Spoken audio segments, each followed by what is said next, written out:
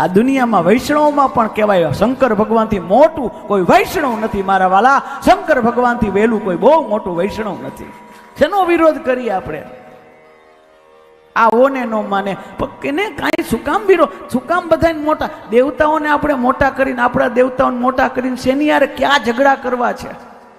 શું કામ મોટા? એ મોટા છે જ, રહેવાના જ છે. એ કોઈની મોટી લીટી હોય તો એને ભૂસવાની નહીં. તમારે એમાં તાકાત હોય તમારી મોટી કરો, પણ કોઈની લીટીને ભૂસીને મારા વાલા આપણી મજાલ શું કે આપણે કોઈ દેવતાને નાના બનાવી શકીએ? આપણી તાકાત શું છે કે કોઈ દેવતાને આપણે મોટા બનાવી શકીએ? તો આ ગણેશ, અંબા, રવિ, શિવ, જગપાલય, કૃષ્ણ, આ પાંચ તો જોશે જ જોશે. અને બીજું વાસ્તુનો નિયમ તો એક કહે છે કે એક ઘરમાં એક મંદિરમાં બે મૂર્તિ હોય ને તો સીધી પૂજાનું ફળ ન મળે. વિચાર તો કરો. ગણપતિની એક માતાજી ફોટા તમે ગમે તેટલા રાખી શકો. મૂર્તિના પણ નિયમો છે. મંદિર કેવડું છે એ પ્રમાણે મૂર્તિ જોઈ. અરે શંખ અને શંખ, આપણે ત્યાં શંખ હોવો જોઈએ, અને ઘંટ એટલે ગરુડ, આ બંને વસ્તુ ન હોય ને તો તમે કદાચ 1 લાખ વર્ષ લગી પૂજા પાઠ કરો તો ફળ ન મળે. આ પ્રમાણ સાથે કહું છું. આ જોઈએ આપણે નિયમની આપણે કેટલું કરીએ, પછી એમ કે ભગવાન અમારી સામે જોતો નથી, પણ નિયમમાં કઈ કરતા નથી. એટલે પૂજા કરો તો નિયમથી કરો.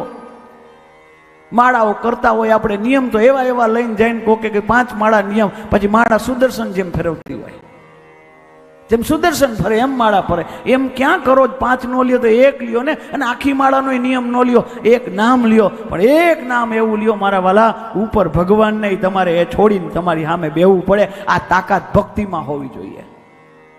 નિષ્ઠાથી કરીએ, ભક્તિથી કરીએ.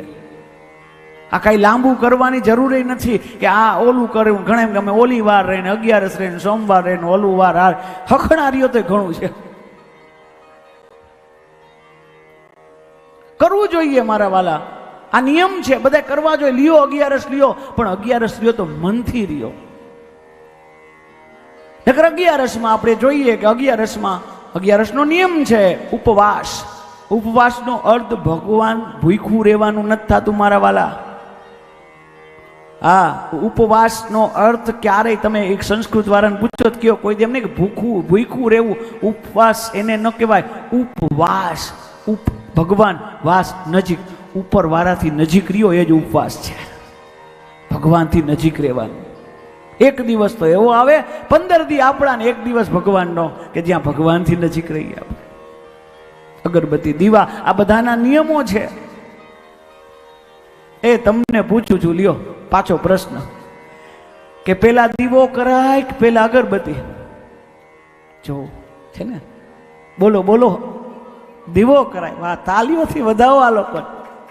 શું કામ ખબર છે? આ લોકો ગુજરાતી છે એટલે દીવો કરે. શું કામ ખબર છે?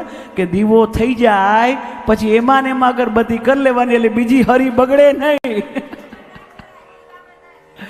નહીં ને? જો સમજાવું આ નિયમ શું છે. નિયમ પેલા દીવાના નથી, પેલા અગરબત્તી કરવી પડે અને પછી દીવો કરવો પડે. કારણ કે ધૂપમ આઘ્રાપયામિ પશ્ચાત દીપમ દર્શયામિ.